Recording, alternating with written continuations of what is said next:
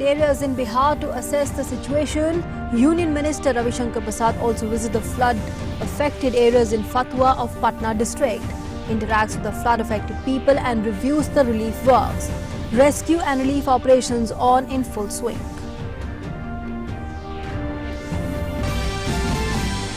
Today is the last date for the withdrawal of candidature for the elections to the legislative assemblies of Haryana and Maharashtra.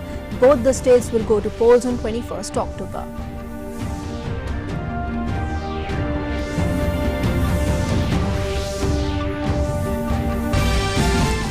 Information and Broadcasting Minister Prakash Javadekar says situation in Jammu and Kashmir is normal.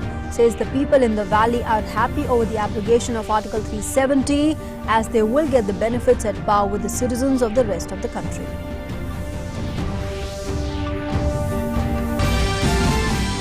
In international news, in a major setback to Pakistan, the Asia-Pacific group of the Financial Action Task Force slams Islamabad for not taking sufficient measures against individuals and entities associated with the terror groups. The report comes heavily on Pakistan's central bank, the market regulator and the Exchange Commission over terror financing.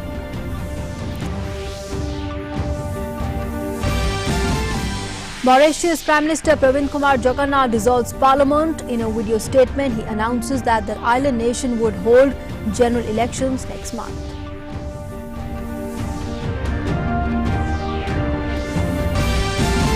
In cricket, Ravindra Jadeja and Mohammad Shami wrecked South Africa's second innings to give India a comprehensive 203-run victory against South Africa in the first test at Visakhapatnam.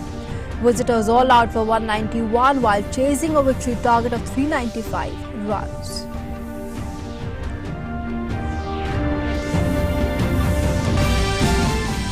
And Mahanavami is being celebrated across the country today. The day marks the end of Navaratri festival. Prime Minister Modi greets the people on the occasion.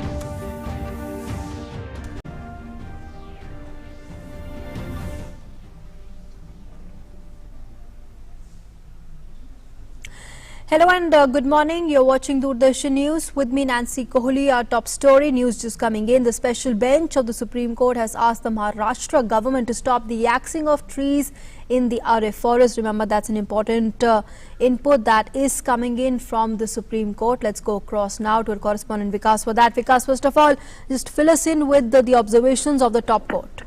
Well, the court has said that at this point in time, it is going to stay the further axing of the trees in RA area because there are some technical issues which are need to be addressed to the Supreme Court because petitioners are saying that it's an eco-sensitive zone earlier, but later on government denotified that area. Apart from it, petitioners claim that whether RA is a forest or not, this matter is still pending before the Supreme Court since 2018 under some appeals. After hearing Solicitor General for Maharashtra and Counsel for Petitioners, Supreme Court asked Maharashtra to file reports before the Supreme Court because Solicitor General said that he has not gone into the details of the Bombay High Court order, so he needs some time to go through it. And in fact, Maharashtra government didn't oppose Supreme Court's interim order that there must be some kind of stay unless court hears this matter at length. Now court will again hear this matter on 14th of October. By that time, both sides, because even petitioners were not, there were some technical aspects which were not available to petitioners as well as the Counsel for Maharashtra government, and because of that, court has said that we will hear this matter on 14th in detail. But as of now, court feels that Maharashtra government will not go ahead with the further cutting down of trees in RA forest area. Okay. All right, Vikas, this was an important observation that's come in by the top court, and this was being looked as, a lot of activists were looking to the top court to announce some kind of relief that they were hoping for. Now, what does this mean really for the development of the metro there? Because the Supreme Court has said, in fact, asked the Maharashtra government to stop the axing of trees in the forest there. So what does it mean now for the development plans for the state? Well, Nancy, it's not a big setback for Metro Corporation, Mumbai Metro Corporation, because it's an interim stay. The court will examine this issue whether RA is a forest area or not, whether it should continue as an eco-sensitive zone or not. Because earlier it was this whole area was considered as eco-sensitive zone, but later on the Maharashtra government brought a notification and declared it that this area is not in the list of eco-sensitive zone, and apart from it, Council for Maharashtra also claimed that it's not a protected area. The definition was that no development area, and that definition can be changed. State government has all authority to do so, but so far some appeals are also pending before the Supreme Court, because petitioners claim that this issue, this larger issue, whether RA is a forest or not, whether it's a classified, whether it's a is a classified forest or not, this issue is still pending before the Supreme Court, and because of that, those appeals will be again placed before the court, because there are some larger aspects as well included in those appeals. Because of that, the bench was of the opinion that as of now, for an interim measure, Maharashtra government should not go ahead with the axing of the trees, and on 14th of October, court will again examine this issue and will take appropriate interim orders again. If court feels that interim order should continue, then it may do so. Or if court feels that it's not a protected area, it's not a forest as Maharashtra government claims, then certainly the interim order will be vacated by the court. Okay. All right, you're saying this is an interim order, Vikas, and of course the matter will next be heard on the 14th of October. But when does the case vis-a-vis the classification, the definition of the forest area to ascertain whether it is a forest area or not, when will that be heard? When will that be taken up?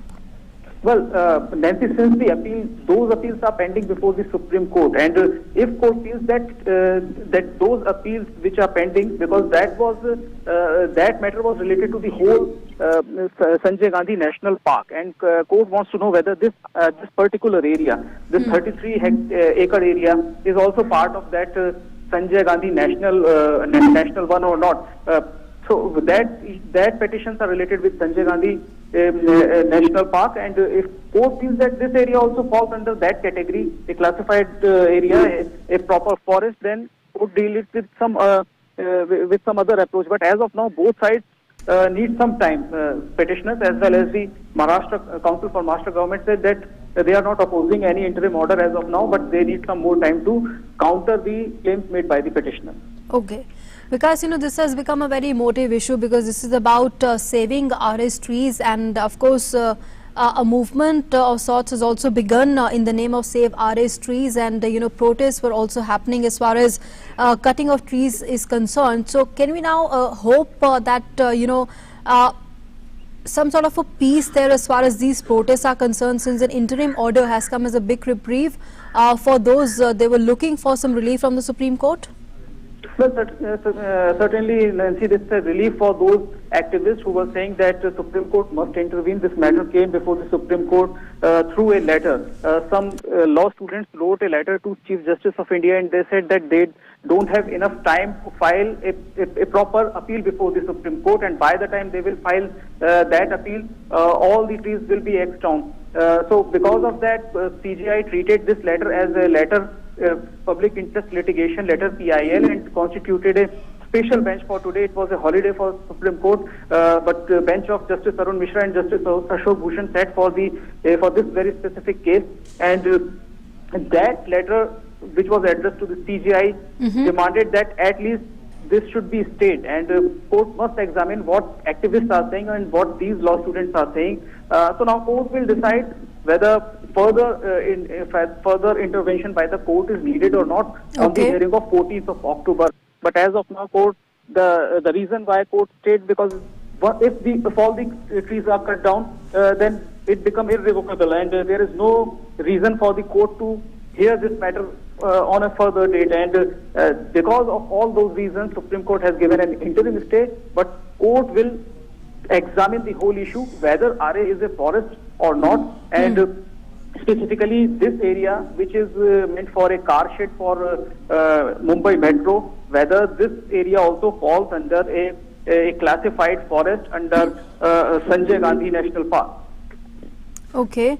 And any observation, any word that we have heard in from the Maharashtra government or Mumbai Metro for that matter, Vikas? Well, Solicitor General appeared for Maharashtra government and for municipality, Greater Mumbai municipality, and he said that he has no objection for an interim order. If Supreme Court wants to hear this matter at length, he will place all those records, all those previous orders of High Court and NGT. But as of now, he claimed that it's not a protected area, it's not a forest land. It was a eco-sensitive zone earlier, but government denotified that area. So that was a limited argument from the Maharashtra side, and they also wanted some time to respond to the allegations made by the activists. Okay, and important observation once again coming in from the top court, Vikas, because the top court has said that it has asked lawyers for documents and not media reports. What you were also saying earlier, it is the court has told the lawyers, show us that notification. It was no development zone but not an eco-sensitive zone. This is what we get. If you say otherwise, show us the documents.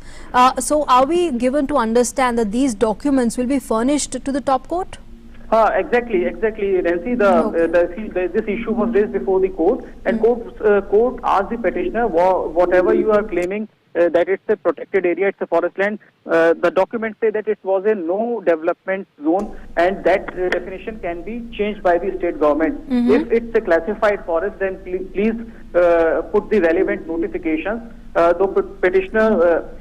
The petitioner placed some documents on the notification of on the notification where the whole area was declared as not eco-sensitive zone further.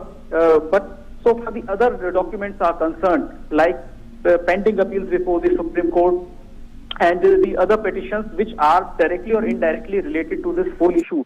Those were not available for the appraisal of the court, and because of that, court said that on further date we will hear this matter in detail, but as of now an interim stay is being granted. Okay. All right, Vikas, thanks for those inputs. We'll of course get more inputs on that as and when the story develops. But for now, the observation coming in by the top court, the Supreme Court, which has said in fact in its order that no more trees should be cut in the colony. The top court has also recorded an undertaking by the Maharashtra government assuring that no more trees will be cut in RA. Of course, interim order. The next hearing takes place on the 14th of this month. Moving on now, the 6-member central team led by the Joint Secretary, Home Ministry G. Ramesh Kumar visited the flood-affected areas of Bihar. The team held discussions with the top officials of the state government and assessed the situation. The central team visited different districts including Patna, Bhagalpur and Khagadia during the 2-day visit. The team also asked the Chief Minister to revise its earlier demand of 2,760 crore rupees that was submitted before the current spell of the deluge. The team also assured the state government to compensate the damage caused to the urban infrastructure of Patna. The team will submit a report to the centre about the devastating floods in the state. Union Minister Ravi Shankar Prasad visited the flood-affected people of Taranpur village of Fatua in Patna district and reviewed the relief work being done by the administration. Prasad, the BJP MP from the Patna Sahib constituency, interacted with the district administration and inquired about the status of relief work being carried out by the NDRF and the SDRF teams in the deluge-hit areas. He also asked the concerned officials about electricity, drinking water facility and food being provided to villagers as a part of relief work. He also spoke with the villagers to learn about the difficulties due to flood water and ensure immediate relief to them.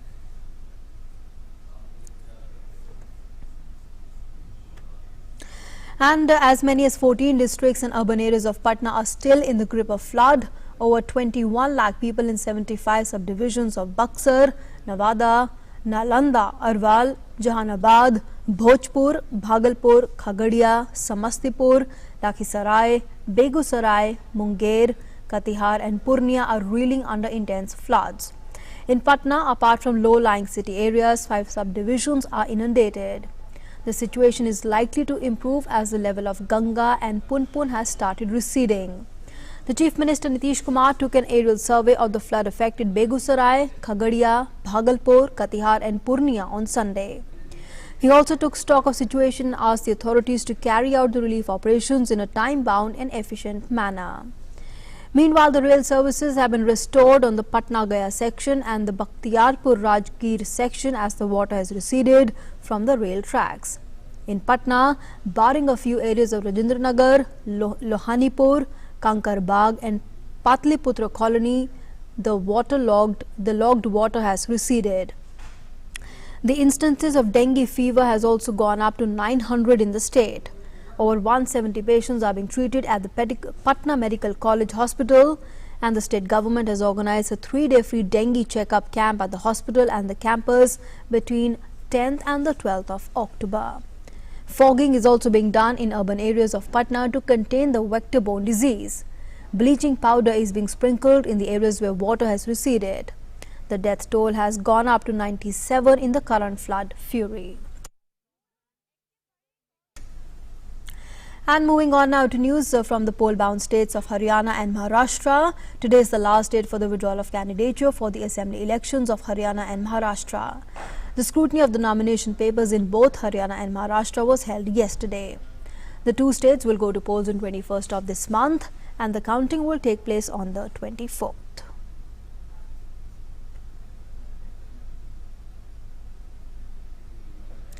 Information and Broadcasting Minister Prakash Javadekar has said the situation in Jammu and Kashmir is normal. In interaction with the news agency, the minister said that people in J&K are happy over the abrogation of Article 370 provisions, as they will now get the benefits and the entitlements at par with the citizens of the rest of the country.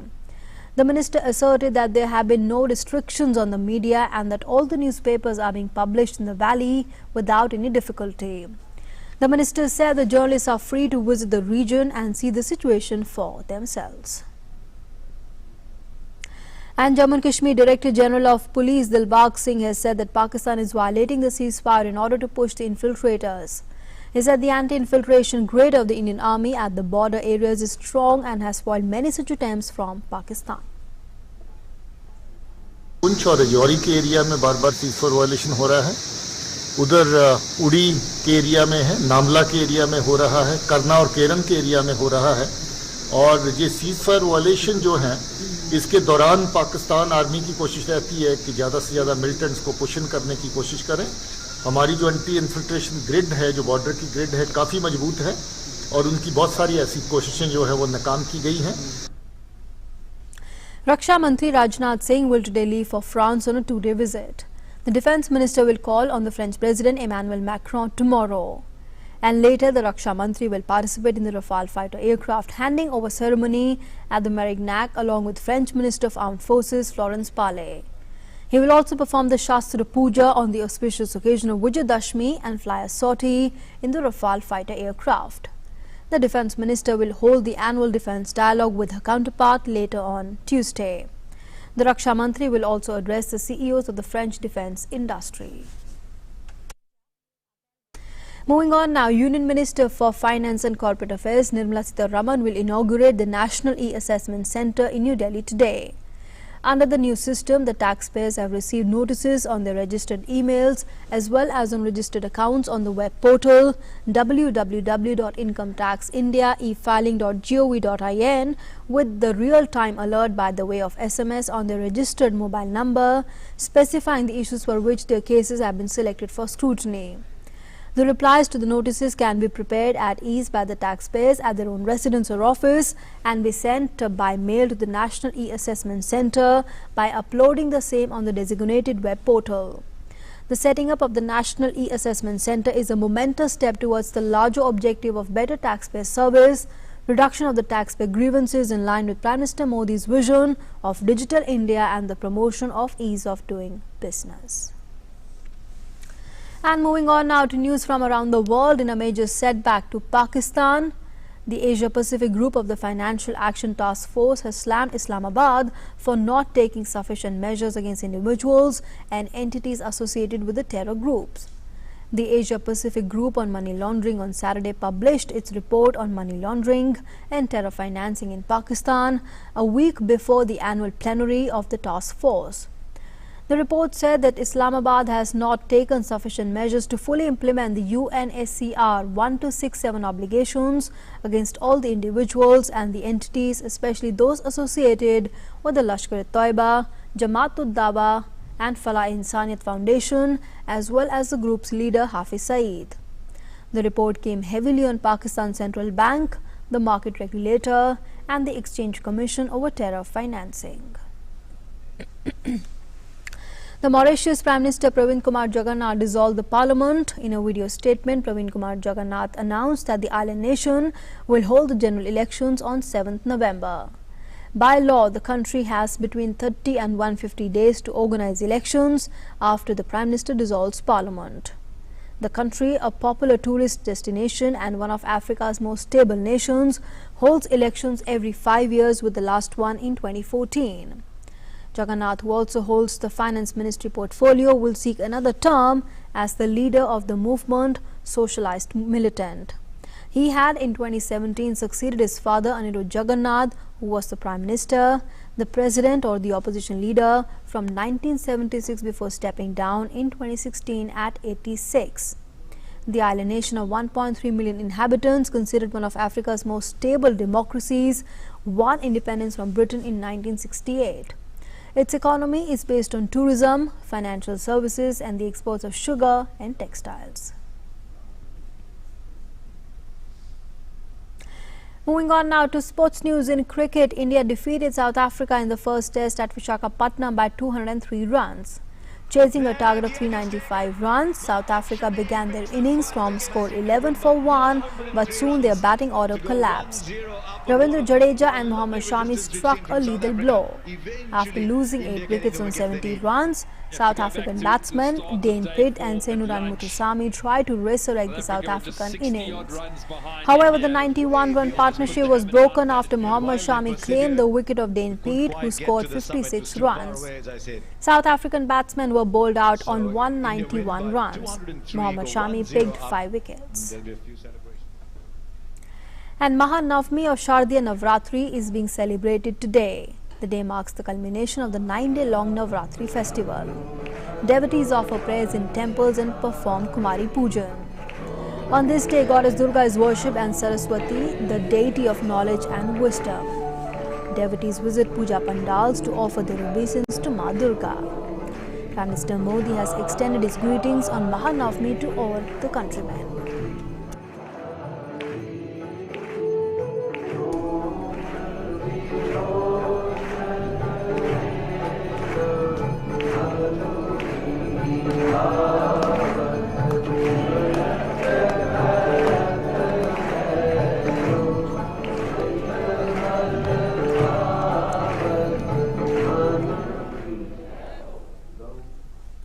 And with that, it's a wrap on this edition of the news. Thanks for being with us.